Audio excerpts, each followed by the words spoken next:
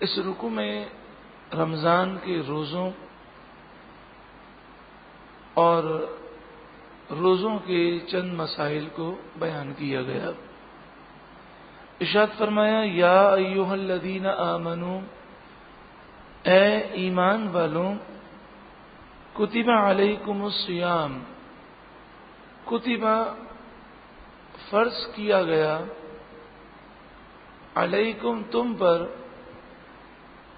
الصیام روزے رکھنا، رمضان المبارک میں روزے رکھنا تم پر فرض کیا گیا، کما جیسا کہ کتبہ فرض کیا گیا، علی الذین ان لوگوں پر، من قبلکم جو تم سے پہلے تھے، لعلکم تتقون تاکہ تم ڈرو، تاکہ تم متقی پرہیزگار بن جاؤ۔ کتبہ فرض کیا گیا، عام طور پر کتبہ کے معنی ہوتے ہیں لکھا گیا، اور یہاں مراد ہے فرض کیا گیا۔ الصیام روزے رکھنا، اور یہ صوم کی جمع بھی ہے، صوم مانے روزہ، صیام روزے۔ ایمان والوں تم پر روزے فرض کیے گئے۔ رمضان المبارک کے روزے یہ فرض ہوئے سن 2 ہجری 10 شوال المکرم۔ ابتدائی اسلام میں صرف عقائد کا ذکر تھا کہ اللہ تعالیٰ کو ایک مانے، رسول اللہ صلی اللہ علیہ وآلہ وسلم کو اللہ کا رسول مانے، قیامت پر ایمان لائے، مرنے کے بعد اٹھنے پر ایمان رکھے۔ تو ابتدا میں ایمان پر زور دیا گیا۔ عبادات میں سب سے پہلے نماز فرض ہوئی، نماز کے بعد پھر زکوٰۃ فرض ہوئی، اور زکوٰۃ کے بعد تیسرے نمبر پر روزے فرض ہوئے۔ ابتدا میں روزے جو فرض ہوئے تو بعض مفسرین نے فرمایا کہ ابتدا میں محرم کی 10 تاریخ عاشورے کا روزہ فرض ہوا، پھر اس کی فرضیت منسوخ ہو گئی، لیکن اب بھی عاشورے کا روزہ رکھنا، 10 محرم کو روزہ رکھنا، یہ افضل و اعلیٰ ہے اور سنت ہے۔ مگر اس کا طریقہ یہ ہے کہ 9 محرم کو بھی ایک روزہ رکھ لے، یا پھر 10 محرم کے ساتھ 11 محرم کو ملا لیں۔ پھر اس کے بعد ہر مہینے کے 3 روزے فرض ہوئے، 13، 14، 15۔ چاند کی 13 تاریخ، 14 تاریخ، 15 تاریخ، جسے ایام بید کہتے ہیں، با یا ضاد۔ یہ ایام بید جو ہیں، انہیں ایام بید کیوں کہتے ہیں؟ بید کے معنی ہوتے ہیں روشن، سفید۔ تو اسلامی مہینے چاند کی جو تاریخیں ہوتی ہیں، اس میں 13 تاریخ، 14 تاریخ اور 15 تاریخ، پورے مہینے میں ان تاریخوں میں رات میں سب سے زیادہ روشنی ہوتی ہے کہ چاند جو ہے وہ اپنے عروج پر ہوتا ہے۔ تو ایام بید کے روزے فرض کیے گئے، پھر ان کی فرضیت منسوخ ہو گئی، لیکن سنت مبارکہ باقی ہے کہ ہر مہینے میں جو ان 3 دنوں میں روزہ رکھے گا اسے پورے سال روزہ رکھنے کا ثواب دیا جائے گا۔ پھر اس کے بعد رمضان المبارک کے روزے فرض کیے گئے۔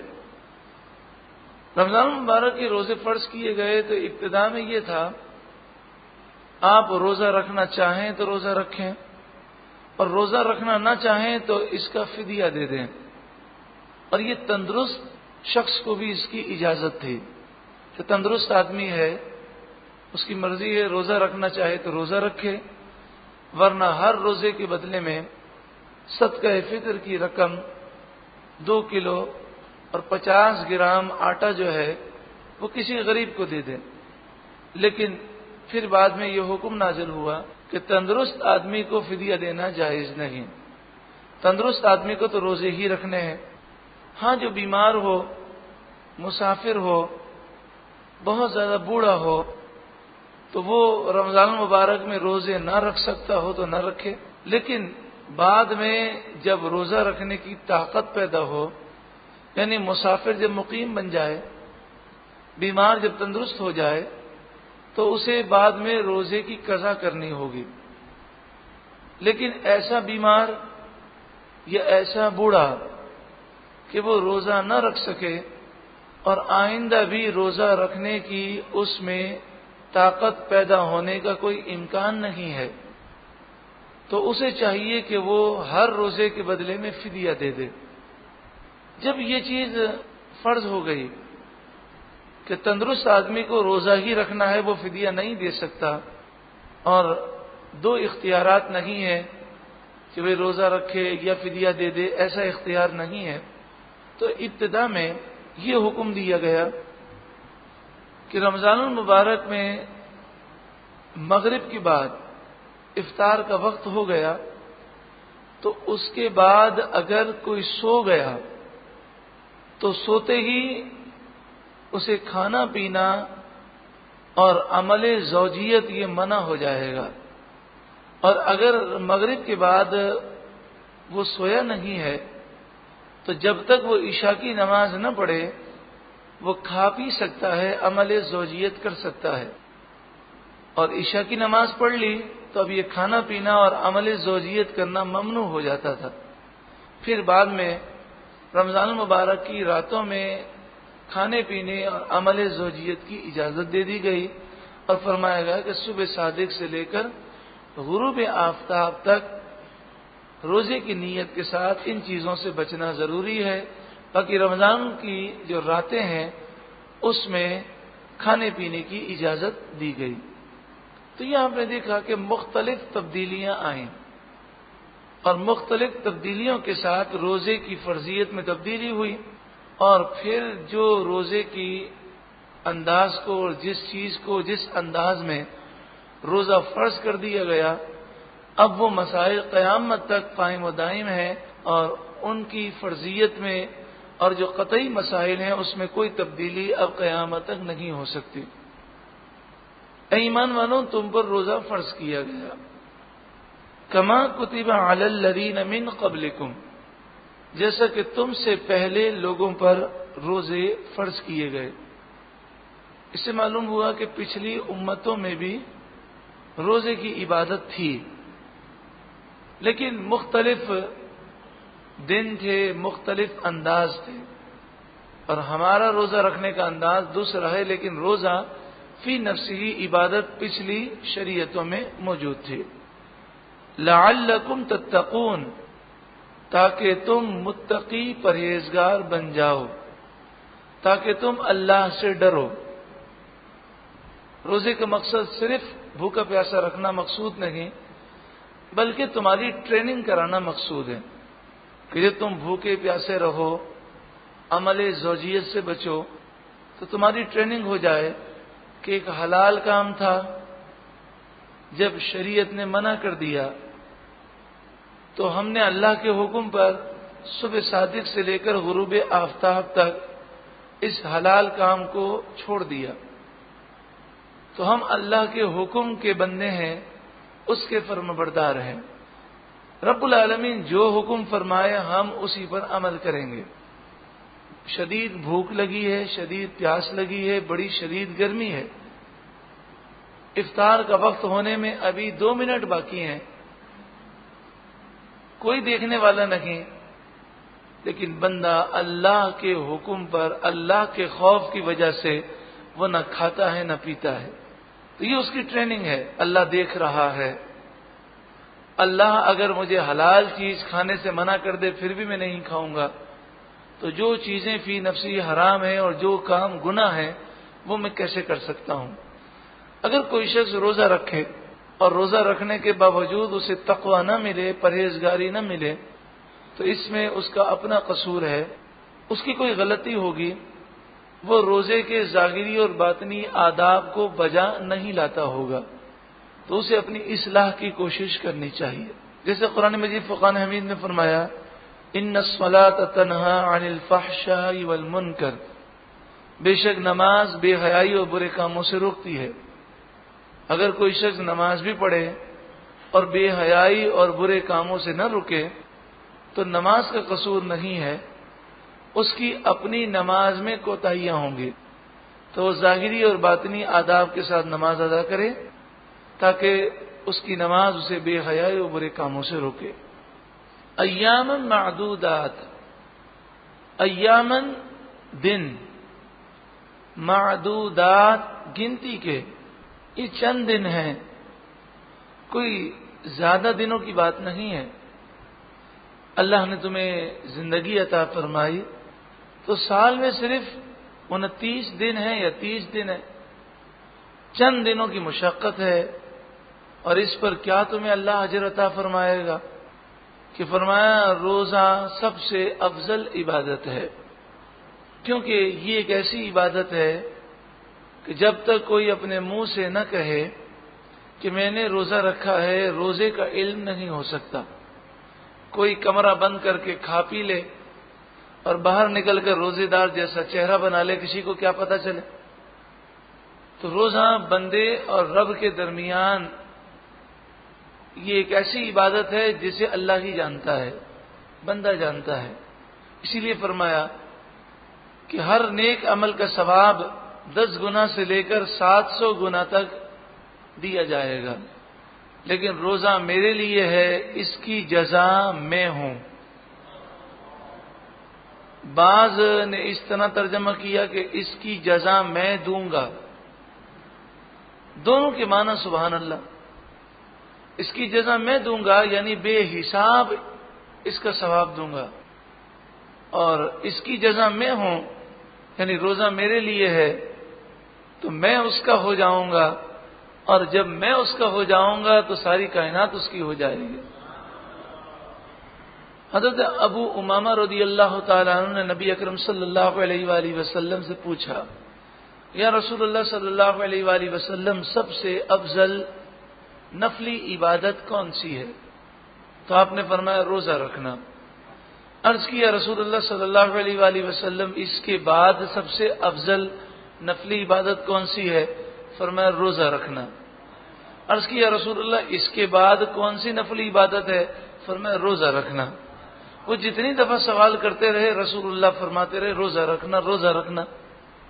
تو حضرت ابو امامہ رضی اللہ تعالیٰ عنہ کا معمول یہ تھا کہ سال میں 5 روزے جو رکھنا منع ہے، عید الفطر کا روزہ، عید الاضحیٰ کا روزہ، اور 11 ذی الحجہ، 12 ذی الحجہ اور 13 ذی الحجہ، یہ 5 روزے جو مکروہ ہیں، ان 5 دنوں کو چھوڑ کر حضرت ابو امامہ خود بھی پورے سال روزے رکھتے اور ان کے گھر کے بچے بھی پورے سال روزہ رکھا کرتے. یہاں تک کہ اگر دوپہر کے وقت کھانے کی خوشبو آتی تو اڑوس پڑوس والے کہتے کہ ابو امامہ کے گھر والے تو روزہ رکھتے ہیں، آج یقیناً کوئی مہمان آیا ہوگا جس کے لیے کھانا تیار کیا گیا. یہاں پر یہ بات بھی یاد رہے کہ رسول اللہ صلی اللہ علیہ وآلہ وسلم ہر ایک کو وہ افضل عبادت بیان فرماتے ہیں جو اس کے اعتبار سے مفید ہوتی ہے. کسی کو آپ نے فرمایا نفلی عبادت یعنی نفلی نماز پڑھنا سب سے افضل ہے، کسی کو فرمایا نفلی روزے رکھنا سب سے افضل ہے. کسی نے پوچھا یا رسول اللہ صلی اللہ علیہ وآلہ وسلم مجھے نصیحت کیجیے، تو آپ نے فرمایا غصہ نہ کر. عرض کی اور نصیحت فرمایا غصہ نہ کر. ہر دفعہ یہی فرمایا غصہ نہ کر. تو رسول اللہ صلی اللہ علیہ وآلہ وسلم اللہ کی عطا سے جانتے ہیں کہ کس کو کس نفلی عبادت کی زیادہ ضرورت ہے. بعض صحابہ کرام کو رسول اللہ صلی اللہ علیہ وآلہ وسلم نے زیادہ روزے رکھنے سے منع فرمایا، بلکہ ایک صحابی کو تو آپ نے فرمایا صرف مہینے میں 1 روزہ رکھو. عرض کیا رسول اللہ صلی اللہ علیہ وآلہ وسلم مجھے نفلی روزے زیادہ رکھنے کی اجازت دیں. آپ نے فرمایا بس پورے مہینے میں صرف 3 روزے رکھو، 13 تاریخ، 14 تاریخ، 15 تاریخ، بس اس سے زیادہ مت رکھنا. اور حضرت عبداللہ بن عمر رضی اللہ تعالیٰ عنہ کو رسول اللہ نے اجازت دی کہ ایک دن روزہ رکھو اور ایک دن روزہ نہ رکھو. یہ صوم داؤدی ہے. داؤد علیہ السلام اسی طرح نفلی روزہ رکھتے، ایک دن روزہ رکھتے اور ایک دن روزہ نہ رکھتے. اور آپ نے فرمایا سب سے افضل صوم داؤدی ہے. کیونکہ انسان مسلسل روزہ رکھتا ہے تو روزے رکھنے کی عادت ہو جاتی ہے، لیکن ایک دن روزہ رکھنا اور ایک دن روزہ نہ رکھنا، اس میں روزے رکھنے میں زیادہ مشقت ہے. تو ان تمام باتوں کے تحت محققین نے یہ بات بتائی کہ اس سے یہ معلوم ہوا کہ ہر آدمی پورے سال روزے رکھے یا ہر شخص صوم داؤدی رکھے، یہ اس کو اجازت نہیں ہے، بلکہ یہ کام وہ کر سکتا ہے جس میں اتنی طاقت ہو اور جس کے لیے آسانیاں ہوں. اگر وہ اتنے روزے رکھتا ہے، کمزور ہو جاتا ہے، بیمار پڑ جاتا ہے، یا اس کے دیگر کام رکتے ہیں، یا اسے جہاد کرنے کے لیے جسم کی ضرورت ہے، تو پھر اسے چاہیے کہ وہ نفلی روزے کم رکھے. اسی طرح بعض لوگ ایسے ہوتے ہیں جو جوان ہوتے ہیں مگر ان میں نکاح کرنے کی طاقت نہیں ہوتی، یعنی دنیاوی اعتبار سے دولت کی کمی ہوتی ہے. تو نبی اکرم صلی اللہ علیہ وآلہ وسلم نے نوجوانوں سے فرمایا، اے نوجوانوں نکاح کر لو، کہ نکاح جو ہے یہ نظر کو بھی نیچی کر دیتا ہے اور دل کو بھی پاک کر دیتا ہے اور آدھے ایمان کی حفاظت کرتا ہے. اور آپ صلی اللہ علیہ وآلہ وسلم نے تاکید فرمائی کہ تم میں جو بے نکاح ہوں ان کا نکاح کرو، کہ یہ بہت بڑی نیکی ہے، اس میں سستی نہیں کرنی چاہیے. اور جو بے نکاح ہوں ان کے لیے رشتے کی تلاش کرنا یہ بہت بڑی عبادت ہے اور ثواب کا کام ہے. پھر آپ نے فرمایا اے نوجوانوں اگر نکاح نہیں کر سکتے تو جب تک نکاح نہ ہو کثرت سے روزے رکھو، کہ روزہ رکھنا یہ بھی نظر کو پاک کرتا ہے اور دل کو پاک کرتا ہے. تو مختلف مراحل ہیں، ان چیزوں کو سمجھنا چاہیے. ایک حدیث کو لے کر دوسری حدیث کا انکار کرنا یہ گمراہی ہے. تو بعض حضرات نے وہ حدیثیں کہ جس میں رسول اللہ نے فرمایا کہ مہینے میں بس 3 روزے رکھو، اس سے اوپر روزے نہ رکھو، ان حدیثوں کو بنیاد بنا کر کہہ دیا کہ مہینے میں 3 نفلی روزے رکھنے کے علاوہ زیادہ نفلی روزے رکھنا یہ حرام ہے. یہ ان کی غلط فہمی ہے. یہ حرام نہیں ہے، بلکہ مختلف لوگوں کی مختلف طاقتوں پر اس کا انحصار ہوتا ہے. اسی طرح بعض صحابہ کرام پوری رات اللہ تعالیٰ کی عبادت کرتے تھے، اور بعض صحابہ کرام کو رسول اللہ نے پوری رات جاگ کر عبادت کرنے سے منع فرمایا. تو یہ مختلف انسان کی کیفیتیں اور طاقتیں ہوتی ہیں اور مختلف اس کے معاملات ہوتے ہیں. ایام معدودات، یہ گنتی کے چند دن ہیں. فمن کان منکم مریضا، پس جو کوئی تم میں سے بیمار ہو، او علی سفر، یا وہ سفر میں ہو، فعدۃ من ایام اخر، تو گنتی پوری کرنا ہے. فعدۃ گنتی پوری کرنا ہے، عدہ گنتی، من ایام اخر دوسرے دنوں سے. تو جو بیمار ہو، جو سفر میں ہو، وہ روزہ نہ رکھنا چاہے تو نہ رکھے، بعد میں اس کی وہ قضا کر لے. ہر بیمار روزہ نہ رکھے ایسا مسئلہ نہیں. معمولی بیمار کو تو روزہ رکھنا ہوگا. ہاں ایسا بیمار کہ روزہ رکھے گا تو مر جانے کا خوف ہو، یا مرض میں بیماری میں اضافہ ہونے کا خوف ہو، یا بیماری دیر سے دور ہونے کا خوف ہو، یعنی روزہ رکھے گا تو جان چلی جائے گی، یا روزہ رکھے گا تو بیماری میں اضافہ ہو جائے گا. یہ تیسری صورت بیماری میں اضافہ نہیں ہوگا، مگر روزہ نہیں رکھے گا تو 5 دن میں صحیح ہو جائے گا، اور روزہ رکھے گا تو 1 مہینہ نکل جائے گا بیماری میں، چونکہ پورے دن وہ دوائی نہیں کھا سکے گا، جس کی وجہ سے جو اس کا کورس ہے دوائیوں کا وہ مکمل نہیں ہوگا، تو اس لیے بیماری اس کی لمبی ہو جائے گی. تو ان تینوں صورتوں میں اسے اجازت ہے کہ روزہ رمضان کا نہ رکھے، جب تندرست ہو جائے تو پھر اس کی قضا کرے۔ جب وہ قضا کرے گا تو مسلسل قضا کرنا بھی ضروری نہیں، جب جب طاقت ہو وہ ایک ایک کر کے روزہ رکھتا جائے اور وہ رمضان کے روزے کی گنتی پوری کر لے۔ افضل یہ ہے کہ دوسرا رمضان آنے سے پہلے پہلے وہ ساری جو قضا ہے اس کو ادا کر لے۔ اسی طرح جو مسافر ہے، مسافر سفر میں روزہ رکھنا چاہے تو اس کی مرضی اور نہ رکھنا چاہے تو اس کی مرضی۔ اگر کوئی مسافر سفر میں روزہ رکھ لے تو اس میں کوئی حرج نہیں ہے، اور اگر سفر میں روزہ نہ رکھے تو بعد میں اس کو اس کی قضا کرنی ہوگی۔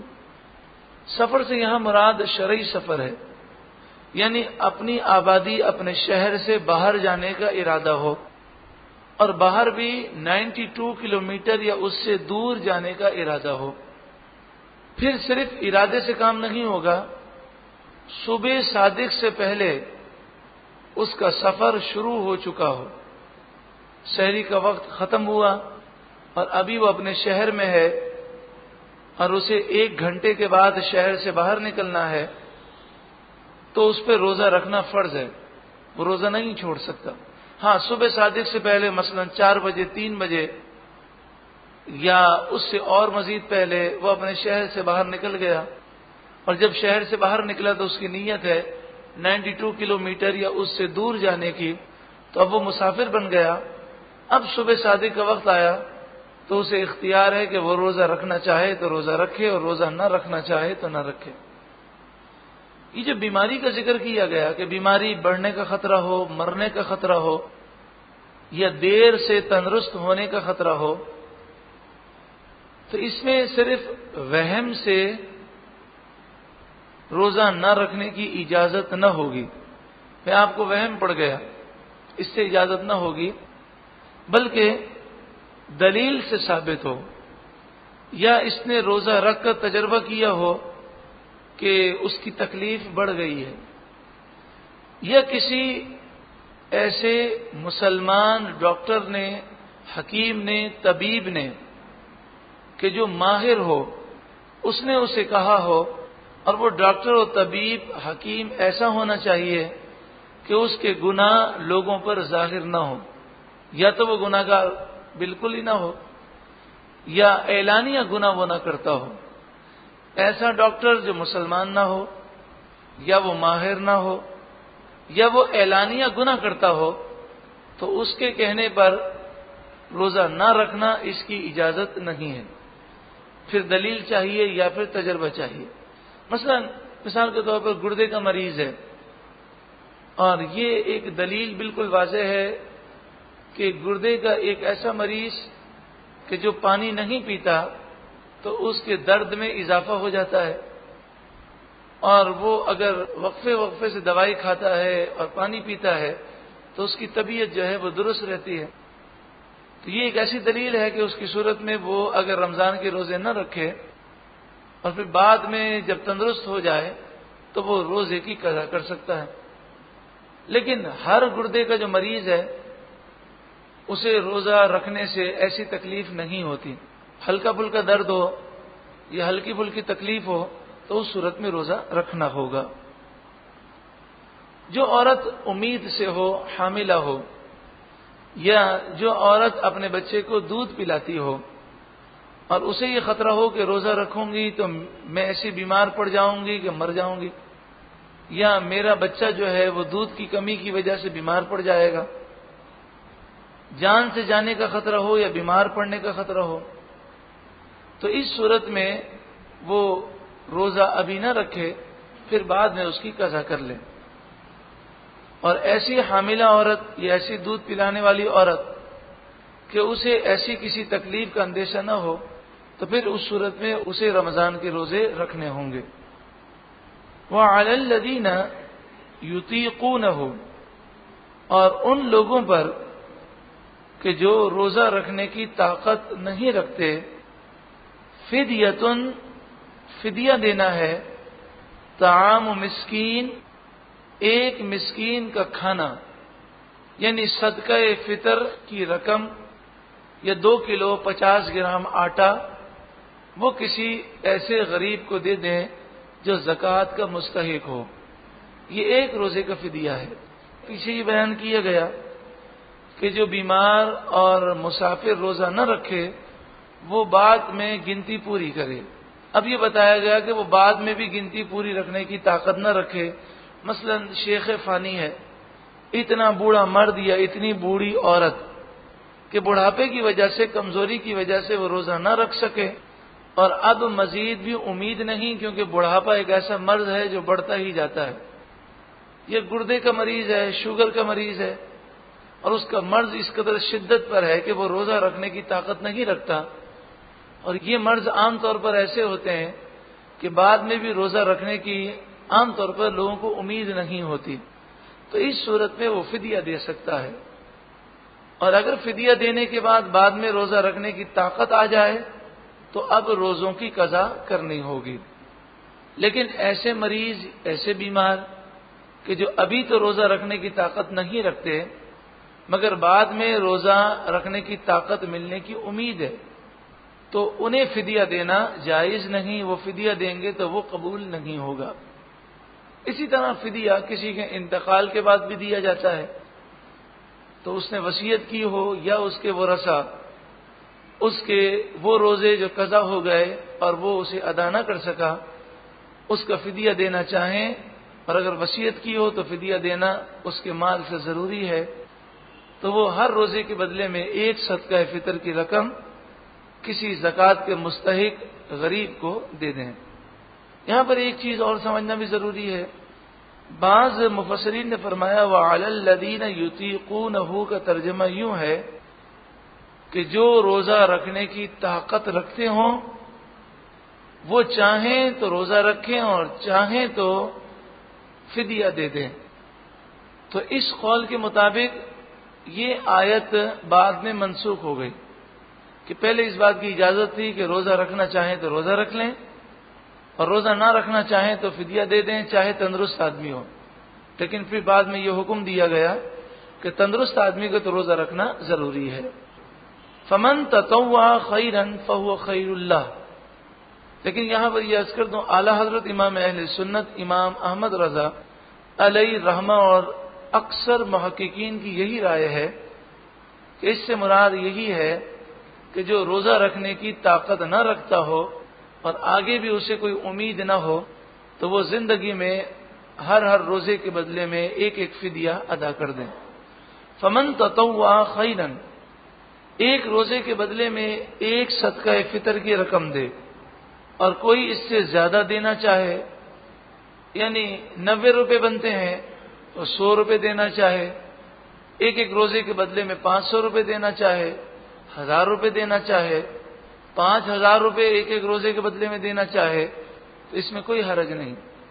فمن تطوع خیرا، تو جو تم نیکی اپنی طرف سے کرو گے یعنی زیادہ کرو گے، فہو خیر اللہ، تو وہ تمہارے لیے بہتر ہے. وَأَن تَصُومُوا، اور تمہارا روزہ رکھنا، خیر لکم، تمہارے لیے بہتر ہے، ان کنتم تعلمون، اگر تم جانو.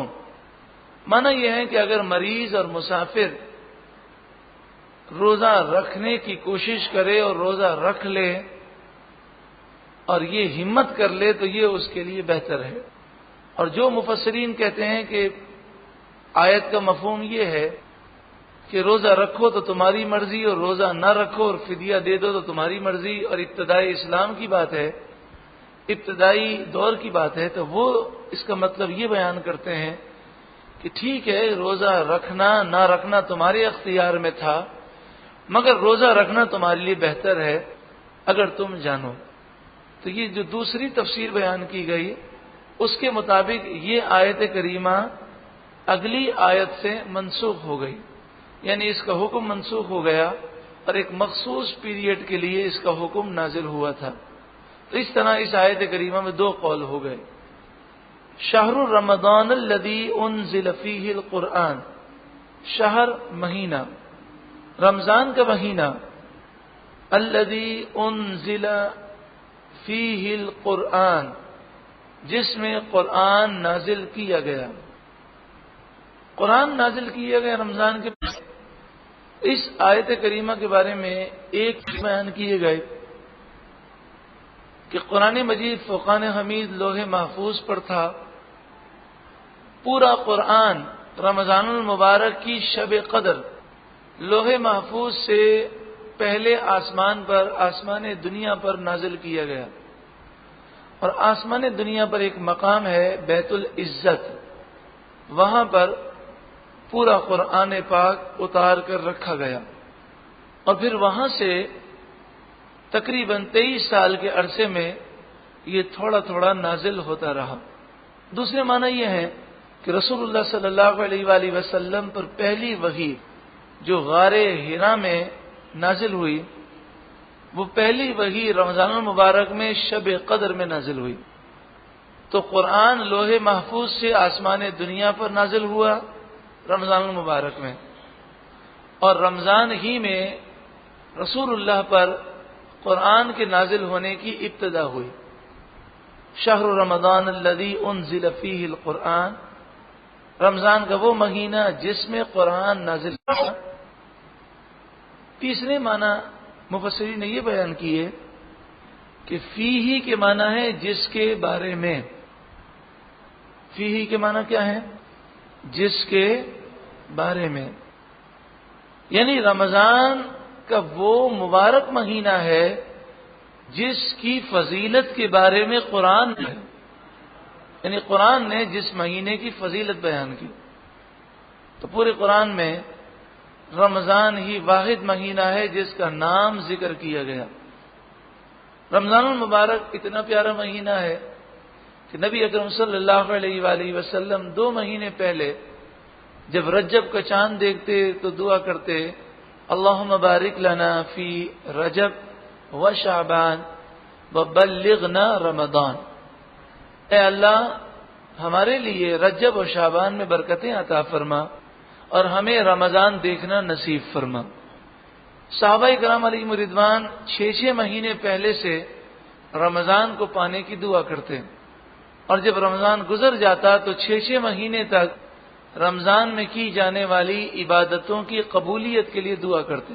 رسول اللہ صلی اللہ علیہ وسلم نے فرمایا، اگر میری امت کو معلوم ہوتا کہ رمضان کیا ہے تو ضرور وہ تمنا کرتی کہ کاش پورے سال رمضان ہی کا مہینہ ہو۔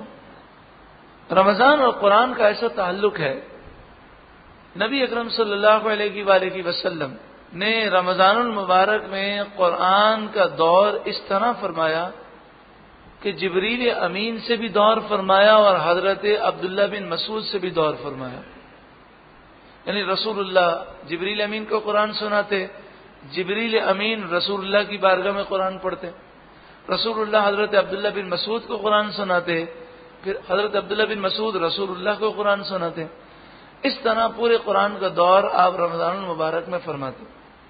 رمضان المبارک کو جو فضیلت حاصل ہے وہ قرآن کی وجہ سے، اور شب قدر بنی ہے قرآن کی وجہ سے کہ قرآن نازل ہوا، بلکہ رمضان المبارک میں جو روزے فرض ہوئے ہیں یہ بھی نزول قرآن کی وجہ سے۔ تو رمضان کا قرآن کا بڑا خاص تعلق ہے۔ پیارے آقا صلی اللہ علیہ وآلہ وسلم رمضان المبارک میں روزانہ رات میں تراویح ادا کرتے۔ ہاں یہ ضرور ہے کہ آپ نے تراویح کی جماعت جو ہے صرف 3 راتوں میں فرمائی۔ بعض کہتے ہیں 23ویں شب، 25ویں شب اور 27ویں شب، اور بعض دوسری راتیں بیان کرتے ہیں۔ تو نبی اکرم صلی اللہ علیہ وآلہ وسلم نے 3 راتیں، بعض فرماتے ہیں 25ویں شب، 26ویں شب اور 27ویں شب، بعض کہتے ہیں 23ویں، 25ویں، 27ویں، بعض کہتے ہیں 22ویں، 25ویں، 27ویں، لیکن متفق ہیں سب کہ رسول اللہ نے صرف 3 دن تراویح کی جماعت کروائی۔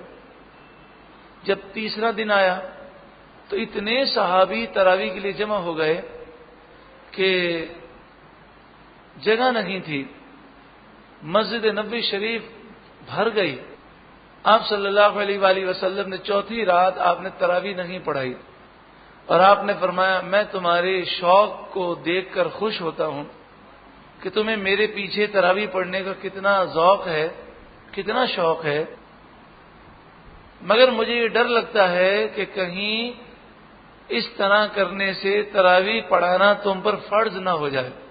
تو آپ صلی اللہ علیہ وآلہ وسلم نے اس وجہ سے جماعت سے تراویح نہ پڑھائی۔ صدیق اکبر رضی اللہ تعالیٰ کے دور میں بھی نماز تراویح کی جماعت نہیں ہوتی تھی، صحابہ کرام الگ الگ طور پہ پڑھتے تھے۔ حضرت عمر کے دور کی ابتدا میں بھی نماز تراویح جماعت سے نہیں پڑھی جاتی تھی، لیکن حضرت عمر نے ایک دن لوگوں سے فرمایا، تم الگ الگ نماز تراویح پڑھتے ہو، کیا یہ بہتر نہیں کہ میں ایک امام بناؤں اور سب مل کر تراویح پڑھو؟ اور پھر آپ نے حضرت ابی بن کعب رضی اللہ تعالیٰ عنہ کو مسجد نبوی شریف میں تراویح کا امام بنایا، اور تمام صحابہ کرام نے ان کے پیچھے تراویح پڑھی، اور اس تراویح میں قرآن پاک کا ختم کیا گیا۔ تو یہ جو نیا طریقہ ہے یہ حضرت عمر رضی اللہ تعالیٰ نے ایجاد فرمایا، اور رسول اللہ فرماتے ہیں جو کوئی خیر کا کام، اچھا کام ایجاد کرے تو جب تک لوگ عمل کرتے رہیں گے قیامت تک عمل کرنے والوں کو ثواب اسے دیا جائے گا۔ تو آج پوری دنیا میں جو مساجد میں اور مختلف جگہوں پر تراویح ہوتی ہے اور تراویح میں ختم قرآن کیا جاتا ہے، اس کا ثواب حضرت عمر رضی اللہ تعالیٰ عنہ کو اللہ تبارک و تعالیٰ عطا فرمائے گا۔ بخاری شریف میں ہے کہ حضرت عمر نے جب تراویح کا یہ طریقہ ایجاد کیا تو آپ نے فرمایا نعم البدعۃ ہذہ، نعمہ اچھی، بدعت ہذہ یہ، نعم البدعۃ ہذہ یہ اچھی بدعت ہے۔ یعنی بدعت کی دو قسمیں ہیں، ایک اچھی بدعت ہے، ایک بری بدعت ہے۔ تو جو ہے کل بدعت ضلالہ، ہر بدعت گمراہی ہے، اس سے مراد بری بدعت ہے، یعنی وہ نیا کام جو شریعت کے خلاف ہو اور اس حرام کام کو ثواب سمجھ کر کیا جائے۔ بدعت کسے کہتے ہیں؟ وہ نیا کام کہ جو ہو حرام مگر اسے ثواب سمجھ کر کیا جائے، وہ بدعت سیئہ ہے۔ اور کل بدعت ضلالہ سے مراد یہی ہے، بری بدعت۔ اور یہاں پر تراویح ایک نیا طریقہ ہے، یعنی جماعت سے تراویح مسلسل کرانا، تو فرمایا نعم البدعۃ ہذہ یہ اچھی بدعت ہے۔ اس موضوع پر مکمل بیان بدعت کی حقیقت کیسٹ اور سی ڈی میں ضرور سماعت کریں۔ رمضان المبارک کا یہ جو مہینہ ہے یہ ایسا مہینہ ہے کہ قرآن نازل ہونے سے پہلے بھی پیارے آقا صلی اللہ علیہ وآلہ وسلم پورا مہینہ غار حرا میں آپ گزارتے، اور غار حرا ہی میں آپ رمضان کا مہینہ گزار رہے تھے، اور پہلی وحی نازل ہوئی۔ رمضان المبارک کا مہینہ پچھلی امتوں میں بھی بڑی اہم حیثیت رکھتا تھا۔ مثلا حضرت ابراہیم علیہ الصلاۃ والسلام پر جو صحیفے نازل ہوئے وہ رمضان کی پہلی رات نازل ہوئے، اور حضرت عیسیٰ علیہ السلام پر جو انجیل نازل ہوئی وہ رمضان المبارک کی 18ویں رات نازل ہوئی، اور ایک روایت کے مطابق حضرت موسیٰ علیہ السلام پر توریت وہ بھی رمضان المبارک کی 6 شب نازل ہوئی۔ اور یہ ساری باتیں تاریخ ابن عساکر 3 جلد صفحہ نمبر 195 میں یہ بات لکھی ہے، علامہ ابن عساکر نے بیان کیا۔ رمضان المبارک کا یہ مہینہ جس کا قرآن سے تعلق ہے، روزے سے تعلق ہے، تراویح سے تعلق ہے، تو اس میں جس طریقے سے صحابہ نے مہینہ گزارا، اگر ہم یہ مہینہ اس طرح گزاریں تو لعلکم تتقون ضرور حاصل ہوتا ہے، یعنی تقوی ضرور مل جاتا ہے اور انسان کی زندگی بدل جاتی ہے۔ یہ مہینہ ٹریننگ کا مہینہ ہے کہ ایک مہینہ ٹریننگ حاصل کریں اور پھر 11 مہینے تک نفس اور شیطان کی مخالفت کریں۔ اللہ تبارک و تعالی ہمیں یادگار رمضان گزارنے کی توفیق عطا فرمائے۔ ہدی للناس، یہ قرآن ہدایت ہے تمام لوگوں کے لیے، جیسے بارش برستی ہے تمام جگہوں کے لیے، مگر بارش سے فائدہ ہر جگہ نہیں اٹھا سکتی، اسی طرح قرآن سے فائدہ وہی اٹھاتا ہے جس کا دل زندہ ہے، اور جس نے گناہ کر کر کے اپنے دل کو مردہ کر دیا وہ ایسی پتھریلی زمین کی مثل ہے کہ ساری زندگی بارش برستی رہے پھر بھی وہاں پر کوئی پودا پیدا نہیں ہوتا۔ وَبَيِّنَاتٍ مِّنَ الْهُدَى، اور یہ قرآن بینات ہے، روشن دلیلیں ہیں، من الہدا ہدایت سے، ہدایت کی روشن دلیلیں، والفرقان اور فرقان کی روشن دلیلیں۔ فرقان حق اور باطل میں فرق کرنے والی چیز، یعنی قرآن ایک ایسی پیاری کتاب ہے کہ جو غور و فکر کرے تو اللہ اسے ہدایت کی روشن دلیلیں دیتا ہے اور ایسا ملکہ دیتا ہے کہ وہ حق اور باطل میں فرق کرنے میں کامیاب ہو جاتا ہے، گناہوں سے اسے شدید نفرت ہو جاتی ہے۔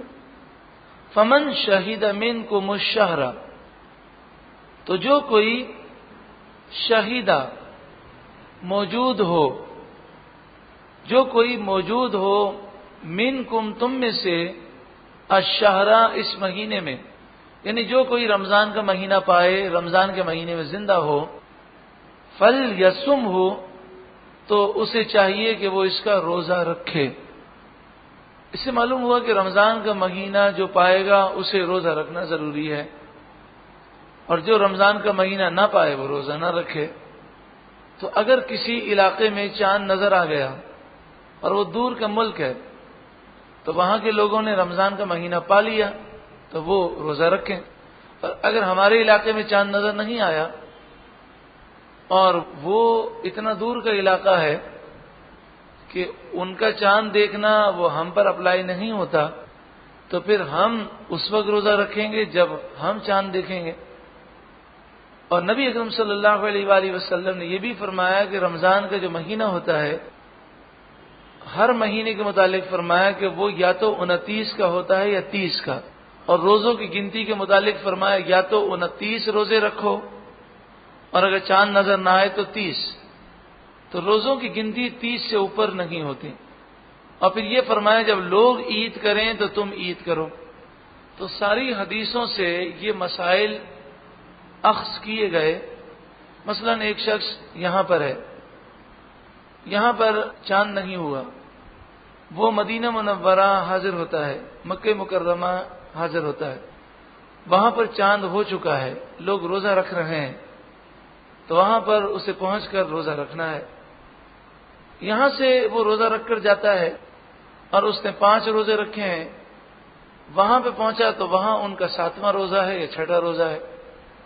اب جب رمضان المبارک کا وہاں مہینہ ختم کیا اس نے تو اس کے روزے ہوئے 28، اور وہاں کے لوگوں نے 29 روزے رکھے ہیں یا 30، تو اب وہ عید والے دن روزہ نہ رکھے بلکہ وہاں کے لوگوں کے ساتھ عید منا لے، اور جو روزوں کی گنتی میں کمی آئی تو اس گنتی کو پورا کر لے، یعنی وہاں کے لوگوں نے 29 روزے رکھے تو یہ 1 روزہ اور رکھ لے بعد میں، یعنی قضا کر لے، اور اگر وہاں کے لوگوں نے 30 روزے رکھے اور اس کے روزے 28 ہوئے تو 2 روزے عید کے بعد وہ قضا کر لے۔ وہاں کسی نے رمضان کا چاند دیکھا، یعنی رمضان کی ابتدا وہاں ہوئی اور وہاں وہ روزے رکھتا رہا، یوں سمجھے کہ رمضان کی ابتدا سے پہلے وہ عمرے کے لیے چلا گیا تھا، 20 روزے ہو گئے پھر وہ پاکستان آ گیا۔ یہاں پر مسلمانوں کا 28واں روزہ ہے اور اس کے 30 روزے پورے ہو رہے ہیں۔ اب ہم رکھیں 29واں روزہ اور اس کا ہے 31واں روزہ، ہم رکھ رہے ہیں 30واں روزہ اور اس کا بنتا ہے 32واں روزہ، تو روزے تو 30 سے اوپر نہیں ہوتے، تو لہذا اس پر 31واں روزہ رکھنا، 32واں روزہ رکھنا فرض نہیں ہوگا، لیکن نفلی روزہ رکھنا چاہے تو رکھ سکتا ہے، کیونکہ یہ عید کا دن نہیں ہے۔ عید کا دن اس وقت ہوگا جب لوگ عید منائیں تو تم عید مناؤ، تو یہ 31واں روزہ 32واں روزہ جو اس کا ہو رہا ہے یہ عید کا دن نہیں ہے۔ عید جب ہم منائیں گے وہ ہمارے ساتھ عید منائے گا، اور یہ 2 دن وہ روزہ رکھے تو اس کی مرضی اور نہ رکھے تو اس کی مرضی، مگر اگر روزہ نہیں رکھے گا تو اس پر روزے کا احترام ضروری ہے، وہ کسی کے سامنے کھا پی نہیں سکتا، روزے دار کی طرح اسے دن گزارنا ہوگا، اگر کھانا پینا ہو تو وہ چھپ کر کھا پی سکتا ہے۔ ومن کان مریضا، اور جو کوئی بیمار ہو، او علی سفر، یا سفر میں ہو، فعدۃ من ایام اخر، تو وہ دوسرے دنوں میں گنتی پوری کرے۔ یہ آیت کریمہ کو جو ریپیٹ کیا گیا، یہ تاکید کے لیے اور یہ بتانے کے لیے کہ روزہ رکھنے کی کتنی اہمیت ہے۔ یرید اللہ بکم الیسر، یرید چاہتا ہے، بکم تمہارے لیے، الیسر، یسر مانے آسانی، یا کے ساتھ ہو تو آسانی اور عین کے ساتھ ہو تو دشواری، تنگی۔ یرید اللہ، اللہ چاہتا ہے، بکم الیسر، تمہارے لیے آسانی، ولا یرید، اور وہ نہیں چاہتا، بکم العسر، تم پر تنگی کرنا، مشکل ڈالنا۔ تمہارے لیے اس نے آسانی نازل فرمائی، بیمار ہو، مسافر ہو، حاملہ عورت ہے، اسی طرح دودھ پلانے والی عورت ہے، کوئی بہت زیادہ بوڑھا شخص ہے تو اسے روزہ چھوڑنے کی اجازت ہے، بعد میں وہ اس کی قضا کر لے۔ وَلِتُكْمِلُوا الْعِدَّةَ، اس لیے تاکہ تم گنتی پوری کرو، عدہ گنتی، وَلِتُكْمِلُوا تاکہ تم پوری کرو۔ تو تمہیں 29 یا 30 روزے رکھنے ہیں، جو قضا ہوئے ہیں بعد میں اس کی گنتی پوری کر لو۔ وَلِتُكَبِّرُوا اللَّهَ، اور تاکہ تم اللہ کی بڑائی بیان کرو عید کے دن، نماز عید میں، عَلَى مَا هَدَاكُمْ، اس پر کہ جو اللہ نے تمہیں ہدایت دی۔ عید کی نماز میں 6 تکبیریں زائد ہوتی ہیں۔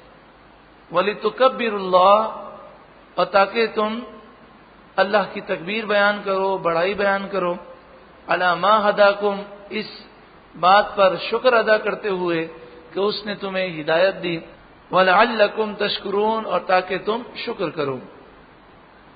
رمضان المبارک کا مہینہ، اور یہ مہینہ جہاں قرآن سے نسبت رکھتا ہے، وہاں اس مہینے میں خاص بات یہ ہے کہ اس مہینے میں دعائیں بہت قبول ہوتی ہیں۔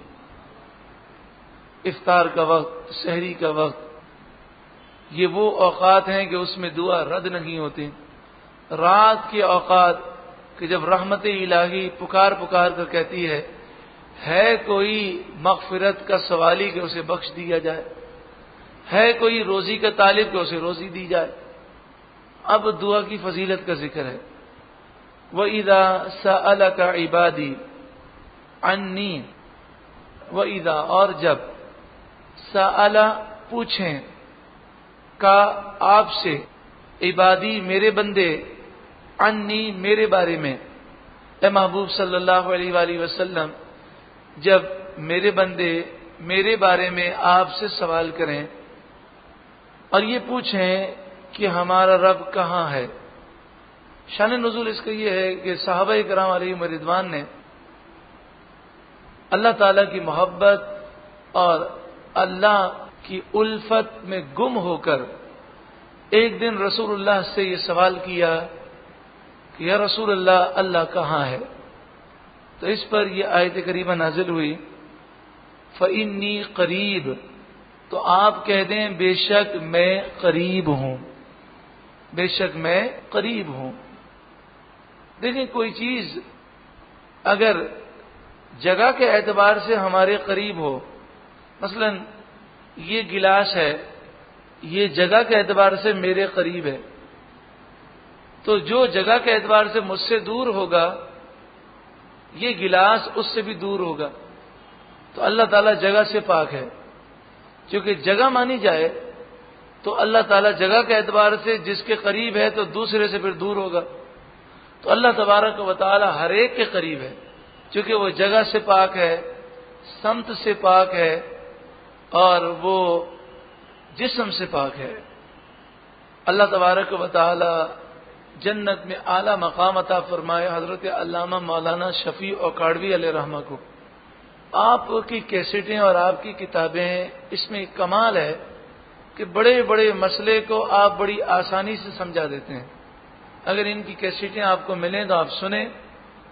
ان کی ایک ایک گھنٹے کی کیسٹ میں بہت زیادہ قرآن و حدیث کا مواد ہوتا ہے، اور ان کی جتنی کتابیں ہیں بڑی ہی مفید ہیں۔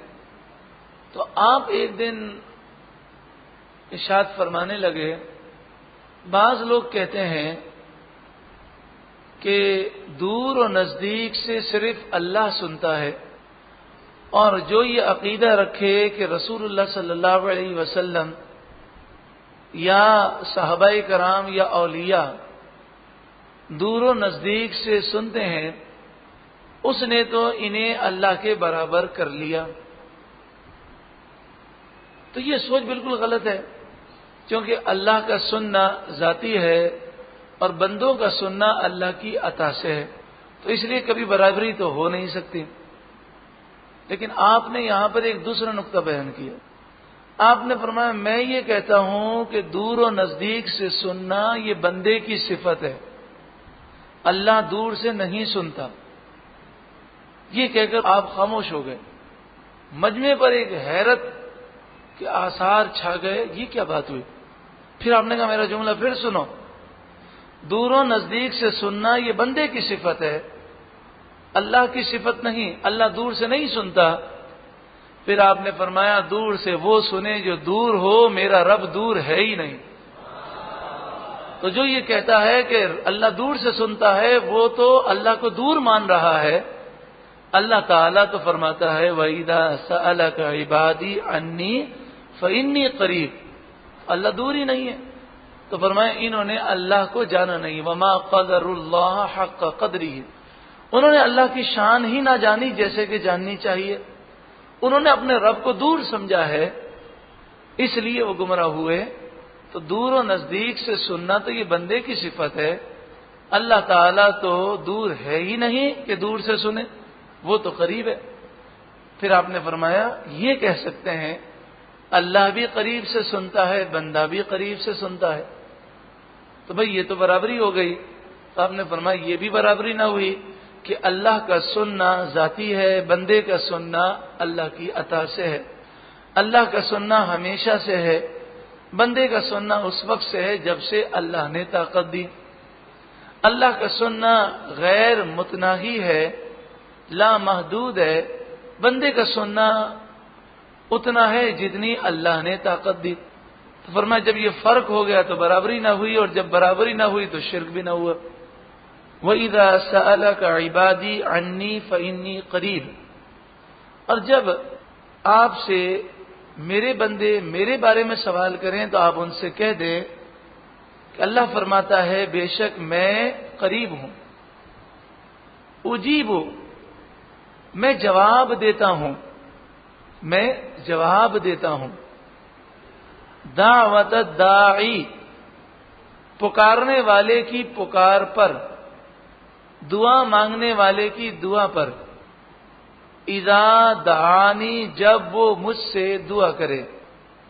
جب بندہ اللہ سے دعا کرتا ہے تو اللہ جواب دیتا ہے۔ ایک معنی مفسرین نے فرمایا اللہ قبول فرماتا ہے، میں دعا مانگنے والے کی دعا قبول کرتا ہوں جب وہ مجھ سے دعا کرے۔ تو فرمایا قبول کرنا یا جواب دینا، اس سے مراد یہ ہے کہ جب بندہ کہتا ہے یا رب، تو اللہ فرماتا ہے لبیک یا عبدی، اے میرے بندے میں حاضر ہوں، بول کیا مانگتا ہے۔ تو یہ لبیک عبدی جو کہنا ہے یہ جواب ہے۔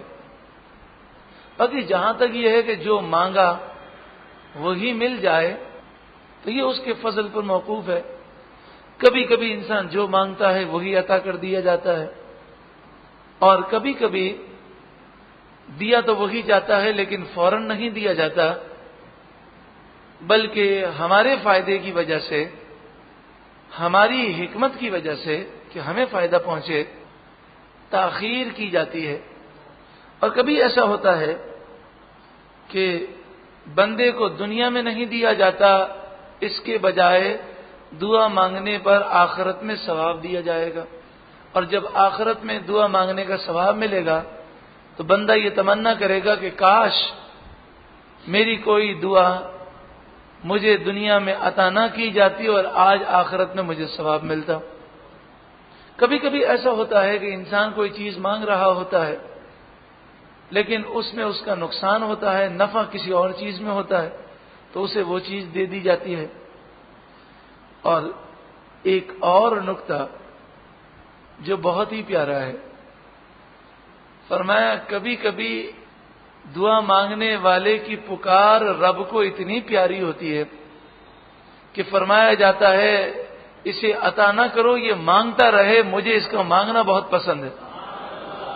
اعلی حضرت فرماتے ہیں اگر ایسا ہو جائے تو ہزاروں نعمتیں اس نعمت پر قربان ہیں کہ ہماری پکار رب کی بارگاہ میں اتنی مقبول ہو۔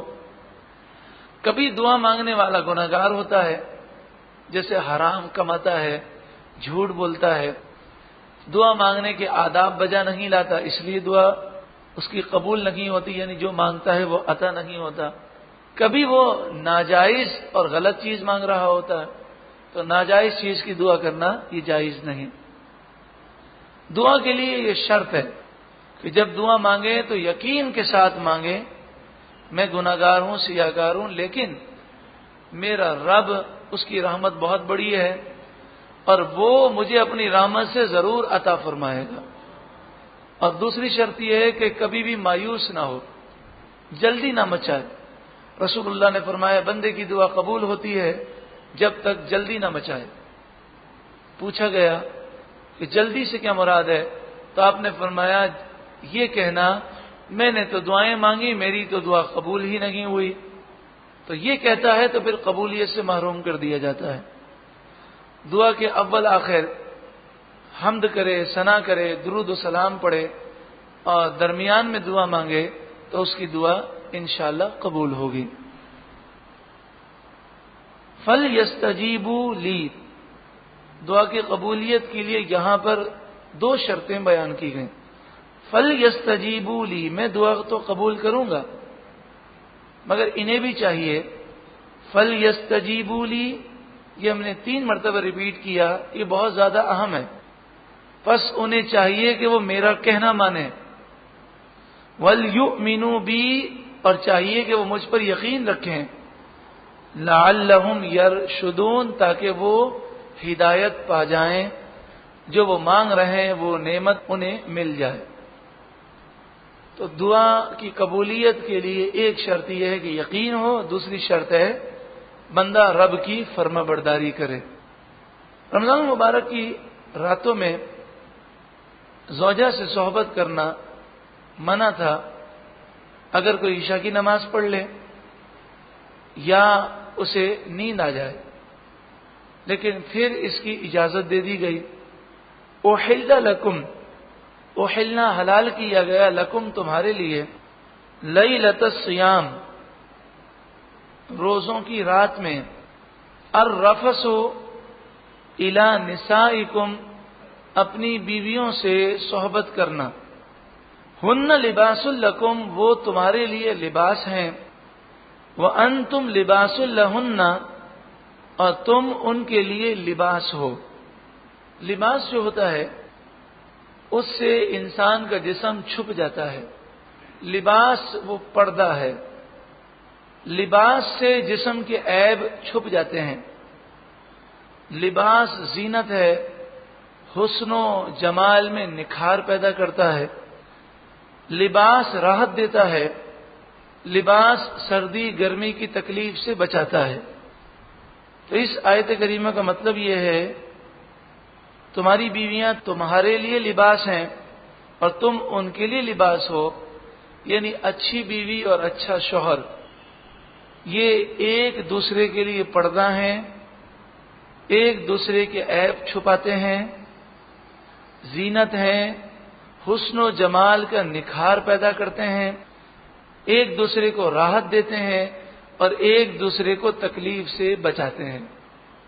آج یہ چیزیں لوگوں کے گھروں میں نہیں پائی جاتی۔ اللہ ہر مسلمان کو گھر کا سکھ اور چین نصیب فرمائے۔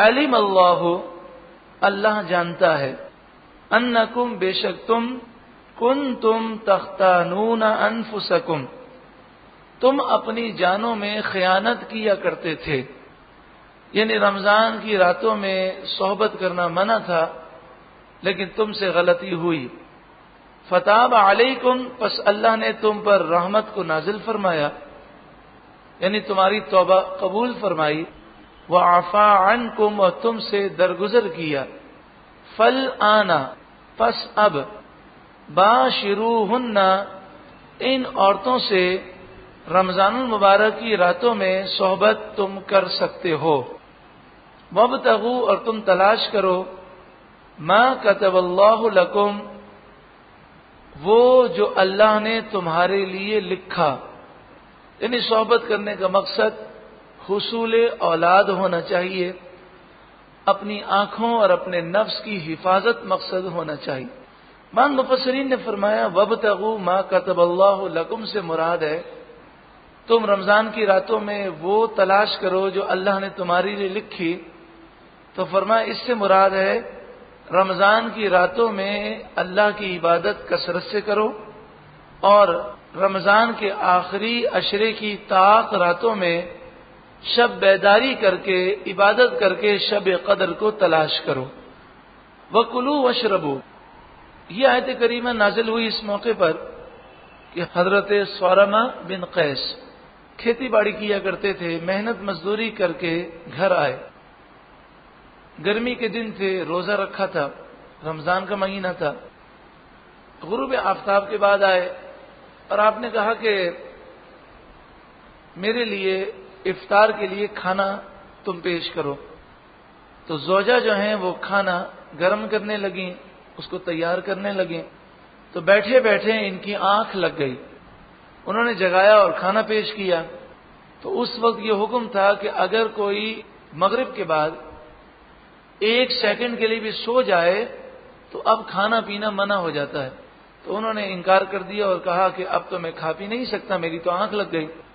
دوسرے دن انہوں نے روزہ رکھا تھا، تو بھوک اور پیاس کی وجہ سے دوپہر کو غشی آ گئی، تو اس پر یہ آیت کریمہ نازل ہوئی کہ اب تم رمضان کی راتوں میں مکمل پوری رات میں جب چاہو کھا پی سکتے ہو، لیکن صبح صادق کے وقت کھانا پینا بند کر دینا، وَكُلُوا وَاشْرَبُوا، اور تم کھاؤ اور پیو، حتیٰ یہاں تک کہ یتبین، ظاہر ہو جائے، لکم الخیط الابید، تمہارے لیے صبح صادق، خیط الابید سفید دھاگا، الخیط دھاگے کو کہتے ہیں، الابید سفید، سفید دھاگا، اس سے مراد صبح صادق ہے، من الخیط الاسود، کالے دھاگے سے، خیط مانے دھاگا اور اسود مانے کالا، کالے دھاگے سے، یعنی رات،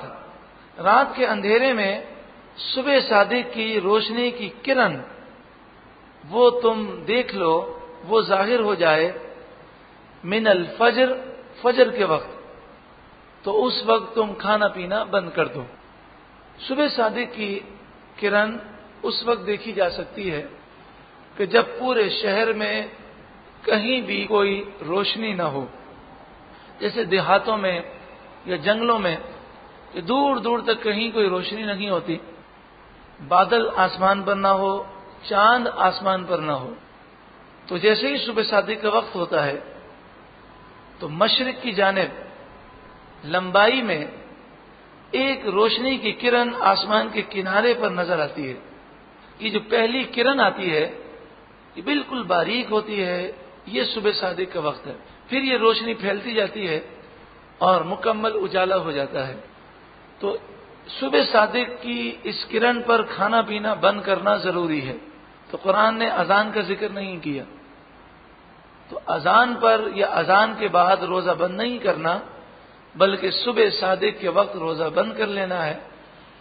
آج کل تو نقشے بنے ہوئے ہیں، تو آپ اس سے ٹائم دیکھ لیں اور احتیاطاً 2-3 منٹ پہلے روزہ بند کر لیں۔ ثم اتموا الصیام، پھر تم روزے پورے کرو، الی اللیل، رات تک، رات کی ابتدا ہوتی ہے سورج غروب ہونے پر. جیسے ہی سورج غروب ہو جائے تم روزہ افطار کر لو. حدیث پاک میں ہے کہ سورج غروب ہونے کے بعد روزہ افطار کرنے میں تاخیر منع ہے، اور اس طرح یہ مکروہ ہے. لیکن اتنی بھی جلدی نہ ہو کہ سورج غروب ہونے سے پہلے افطار کر لے. ٹائم اچھی طرح دیکھ لے، سورج غروب ہو جائے اس کی 1 یا 2 منٹ کے بعد وہ افطار کرے.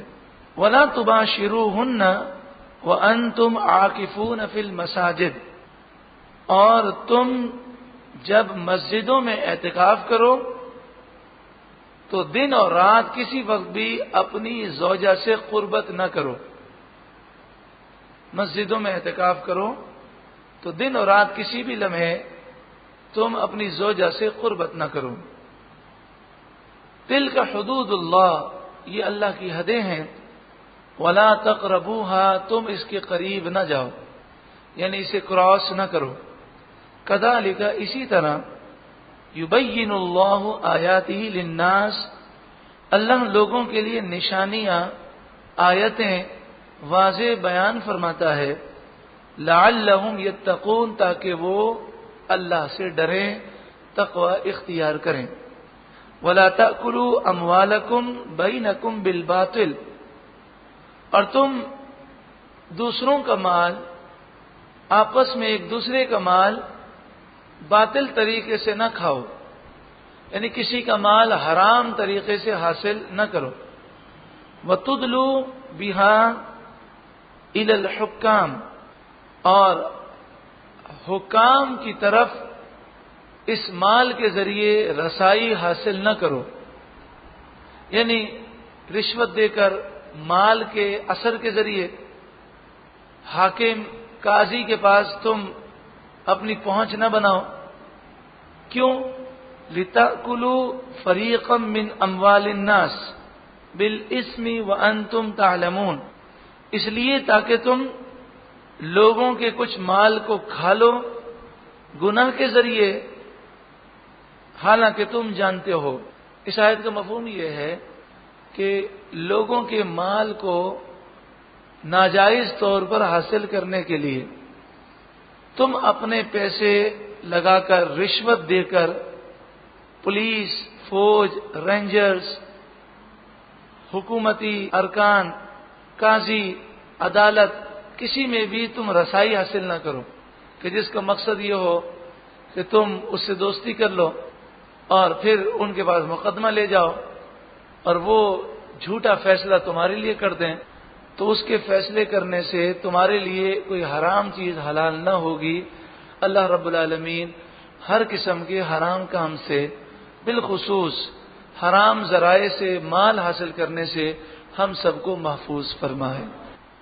جہاں روزے کے مسائل ہم نے سماعت کیے، وہاں ایک آیت کریمہ کے بارے میں ہم نے یہ سنا جس کا ترجمہ یہ ہے: وَابْتَغُوا مَا كَتَبَ اللَّهُ لَكُمْ، وَابْتَغُوا، اور تم تلاش کرو، ما، اس چیز کو جو کتب اللہ، اللہ نے لکھا، لکم، تمہارے لیے، یعنی جو اللہ نے تمہارے لیے مقرر کیا ہے، تقدیر میں لکھا ہے، اسے تم تلاش کرو. یا تو اس سے مراد اولاد ہے کہ تم رمضان المبارک کی رات میں اپنی زوجہ سے قربت کر سکتے ہو، اور اس قربت کا مقصد اولاد کا حصول ہونا چاہیے. یا پھر اس سے مراد یہ ہے کہ اللہ تعالی نے جو تمہارے لیے اپنا قرب لکھا ہے، روحانیت لکھی ہے، اس روحانیت اور قرب کو حاصل کرنے کے لیے رمضان المبارک کی راتوں میں کوشش کرو، رمضان کی راتوں میں عبادت کرو، تو رمضان المبارک کی راتوں کی برکت سے تم جلدی اللہ کا قرب پالو گے. اور جو اللہ تعالیٰ نے تمہارے لیے شب قدر کو لکھا ہے، کہ جس میں ایک رات عبادت کا ثواب 1000 مہینوں سے بڑھ کر ہے، وہ رمضان المبارک کی راتوں میں بالخصوص آخری عشرے کی طاق راتوں میں تلاش کرو۔ وابتغوا، اور تم تلاش کرو، ما کتب اللہ لکم، اسے جسے اللہ نے لکھا تمہارے لیے۔ دوسری بات یہ کہ آخری جو آیت کریمہ ہم نے گزشتہ درس میں سماعت کی، اس میں ہم نے یہ سماعت کیا وَلَا تَأْكُلُوا أَمْوَالَكُمْ بَيْنَكُمْ بِالْبَاطِلِ، اور تم ایک دوسرے کا مال باطل طریقے سے نہ کھاؤ۔ یہاں پر بالباطل کے الفاظ کیوں ہیں؟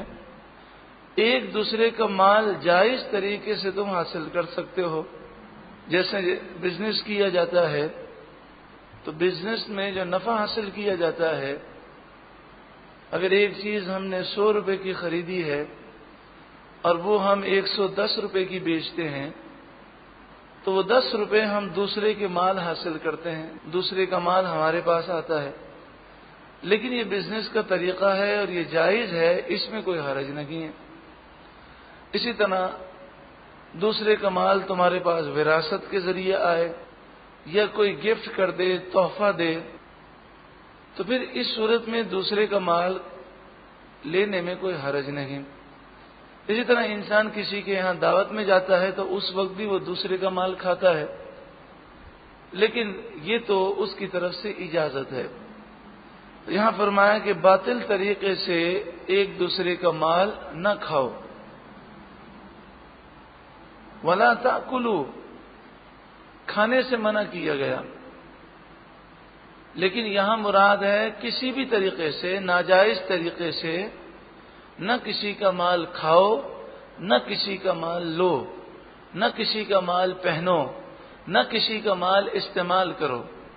یہ مفہوم بالکل وسیع ہے، کوئی یہ نہ سمجھے کہ یہاں پر صرف کھانے سے منع کیا گیا تو کسی کے مال کو ناجائز طریقے سے حاصل کر کے اسے استعمال کرنا، چاہے وہ استعمال پہننے کی صورت میں ہو، کھانے کی صورت میں ہو، ہر صورت میں یہ حرام ہے۔ لوٹ کر، چھین کر، چوری سے، جوئے سے، حرام تماشوں سے، حرام کاموں سے، حرام چیزوں کے بدلے رشوت، جھوٹی گواہی، چغل خوری، ہر طرح سے جس بھی حرام طریقے سے مال حاصل کیا جائے اس کا استعمال حرام ہے۔ وَتُدْلُوا بِهَا إِلَى الْحُكَّامِ، تدلو یہ ادلا سے ہے، اور ادلا میں دلون کے معنی پائے جاتے ہیں۔ دلون عربی میں ڈول کو کہتے ہیں۔ ادلا کے معنی ہوتے ہیں رسی کے ذریعے ڈول کو کنویں کے اندر ڈالنا اور اس کے ذریعے پانی نکالنا۔ یہاں مراد ہے کسی چیز کے پہنچنے کا ذریعہ بنانا، رسائی حاصل کرنا۔ یعنی لفظی معنی تو ہے ڈول کو کنویں میں ڈالنا اور پھر پانی نکالنا، لیکن یہاں مراد ہے ذریعہ تلاش کرنا، وہاں تک پہنچنے کا، رسائی حاصل کرنا۔ وَتُدْلُوا پیچھے گزرا وَلَا تَأْكُلُوا، تو یہاں بھی لام کے معنی، لا کے معنی موجود ہیں۔ وَتُدْلُوا، اور تم نہ رسائی حاصل کرو، نہ پہنچ حاصل کرو، بہا ان مالوں کے ذریعے، الی الحکام حاکموں کے پاس، لتأکلوا تاکہ تم کھاؤ، فریقا من اموال الناس لوگوں کے مال میں سے کچھ حصہ۔ فریقاً گروہ کو بھی کہتے ہیں، جماعت کو بھی کہتے ہیں، اور فریقاً حصے کو بھی کہتے ہیں، جز کو بھی کہتے ہیں۔ لتأکلوا فریقا من اموال الناس، تاکہ تم لوگوں کے مال کا ایک جز ایک حصہ کھاؤ، بالاسم گناہ کے ذریعے، وانتم تعلمون جان بوجھ کر، یعنی تم رشوتیں دے کر، مال خرچ کر کے، حکام جو حاکم وقت ہے، جو جج ہیں، جو قاضی ہیں، جو گورنر ہے، وزیر اعلیٰ ہے، صدر ہے، وزیر اعظم ہے، بادشاہ ہے، یہ محلے کا کوئی سرکاری ملازم ہے لیکن وہ محلے کے اعتبار سے بڑی حیثیت رکھتا ہے، تو وہاں تم رسائی رشوت کے ذریعے حاصل نہ کرو کہ تمہارا مقصد ہو کہ یہ حکام ہمارے ہو جائیں گے، پھر میں لوگوں پر جھوٹا مقدمہ قائم کروں گا اور یہ حکام میرے حق میں فیصلہ دے دیں گے اور میں پھر لوگوں کا مال کھا لوں گا۔